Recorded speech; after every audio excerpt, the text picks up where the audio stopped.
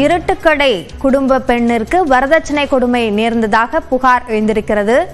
இது தொடர்பான கூடுதல் விவரங்களை நம்முடைய செய்தியாளர் சிவமணியிடம் கேட்கலாம். சிவமணி, என்ன புகார் வந்திருக்கிறது? விவரங்களை பதிவு செய்யுங்கள். திருநெல்வேலியில உலகளவில் புகழ்பெற்ற இருட்டுக்கடை அல்வா அந்த கடை இயங்கி வருகிறது.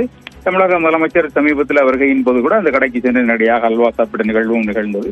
இந்த நிலையில அந்த குடும்பத்தை சேர்ந்த பெண் கனிஷ்கா என்ற பெண்ணிற்கு கடந்த பிப்ரவரி மாதம் திருமணம் நடந்தது.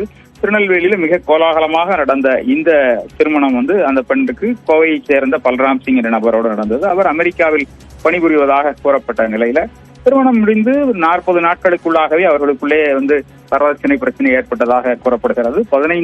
மார்ச் 15ஆம் தேதி இந்த பெண் மீண்டுமாக வரதட்சணை கொடுமை காரணமாக திருநெல்வேலிக்கு திரும்பியதாக தெரிய வந்திருக்கிறது. இந்த நிலையில அந்த கனிஷ்கா என்ற பெண்ணும் அவருடைய தாய் இருவரும் சேர்ந்து இன்றைக்கு பத்திரிகையாளர்களை சந்தித்திருக்கிறார்கள். அந்த சந்திப்புல தங்களுடைய மகளுக்கு தனக்கு இந்த வரதட்சணை கொடுமை நடந்ததாகவும் 1.5 கோடி ரூபாய் கார் கேட்டு முதலாவதாக வரதட்சணை கொடுமை துவங்கி தற்போது இந்த இருட்டு கடையையே தங்கள் பெயருக்கு எழுதி வைக்க வேண்டும், அவ்வாறு எழுதி வைத்தால் மட்டுமே குடும்பம் நடத்த முடியும் என்ற அடிப்படையில தொடர்ந்து கொடுமை நடந்து வந்ததாகவும் தெரிகிறது. இதன் அடிப்படையில் அந்த பெண் மார்ச் 15ஆம் தேதி திருநெல்வேலிக்கு திரும்பிவிட்டதாகவும் இது தொடர்பாக திருநெல்வேலி மாநகர காவல்துறை ஆணையாளரிடம் புகார் அளித்ததாகவும் ஏற்கனவே வாட்ஸ்அப் செல்போன் போன்றவர்கள் வந்த மிரட்டல் தொடர்பான தகவல்களையும் காவல்துறையில் அளித்துள்ளதாகவும் விரைவாக நடவடிக்கை எடுக்க வேண்டும் என்று அவர்கள் கோரிக்கை விடுத்ததாகவும் தெரிவித்திருக்கிறார்கள்.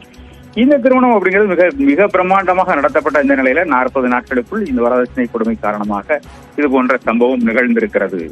அபிநயா, விரிவான விவரங்களுக்கு நன்றி சிவமணி. அவளுக்காக அடிமையா இருந்து அவளுக்கு எதாவது செய்யலைன்னா சூசைட் அளவுக்கு நான் உன்னை த்ரெட்டன் பண்ணிடுவேன். அண்ணனும் தம்பியும் சேர்ந்து என்னைய டைவர்ஸ் கொடுத்துரு, உன் வாழ்க்கை இவ்வளவுதான், நீ டைவர்ஸ் கொடுக்கற அப்படின்னா அந்த பொண்ணோட லிவிங்ல இருப்பேன். அவங்க அப்பாவும் அந்த அண்ணன் தம்பி 2 பேரும் சேர்ந்து உங்க அம்மா கிட்ட இருந்து ரூபா வாங்கிட்டு வந்து மிரட்டி என்னை அனுப்பிட்டாங்க அவங்க வண்டியிலேயே. உங்களுக்கு ஏதாவது உயிருக்கு ஏதாவது பாதுகாப்பு இல்ல நாங்க ஏதாவது உங்களை ஏதாவது த்ரெட்டன் பண்ணாங்களா? அப்படி ஏதாவது பண்ணிருக்காங்களாமா? அவங்க எனக்கு கொலை மிரட்டலே பண்ணிருக்காங்க சார், பிசிக்கலாவும் இது பண்ணிருக்காங்க.